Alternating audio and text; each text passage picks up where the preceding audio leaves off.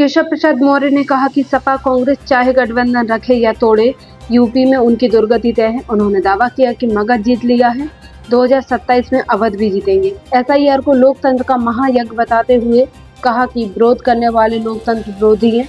बंगाल को लेकर बोले 100% जीतेंगे। ऑपरेशन सिंदूर पर कहा कि भारत ने आतंकी हमले का कड़ा जवाब दिया है। कैबिनेट में मुस्लिम प्रतिनिधित्व पर बोले बीजेपी जरूरत के अनुसार फैसला करती है। श्री नरेंद्र मोदी जी की उपस्थिति में एक बार फिर से डबल इंजन सरकार पूरे रफ्तार से बिहार को विकसित बिहार बनाने के लिए संकल्प के साथ आगे बढ़ेगी और बिहार विकास करेगा, बिहार आगे बढ़ेगा। बिहार को आगे बढ़ने से न राष्ट्रीय जनता दल रोक पाएगा, न कांग्रेस रोक पाएगी, और जो बिहार को आगे नहीं बढ़ने देंगे वो जरूर पीछे छूट जाएंगे, लेकिन बिहार अब पीछे नहीं छूटेगा। धन्यवाद।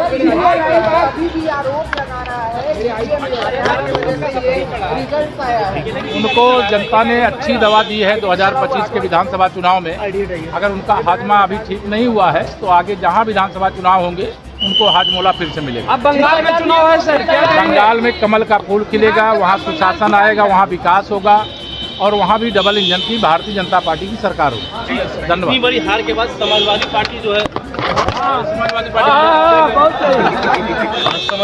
के लोग कह रहे हैं कि कांग्रेस से गठबंधन तोड़ने का विचार किया जाए। देखिए, समाजवादी पार्टी का एक सांसद अयोध्या से चुनाव जीत गया था, तो श्री अखिलेश यादव लगातार कहते थे हमने अवध जीता है और मगध जीतेंगे। अब मैं उनको बता रहा हूँ मगध हम जीत चुके हैं, अवध हम 2027 में जीतेंगे और श्री अखिलेश यादव जी और उनकी पार्टी को सैफई जो उनका मूल निवास स्थान है वहाँ पर भेजेंगे और वो कांग्रेस से गठबंधन रखें और चाहे तोड़ लें।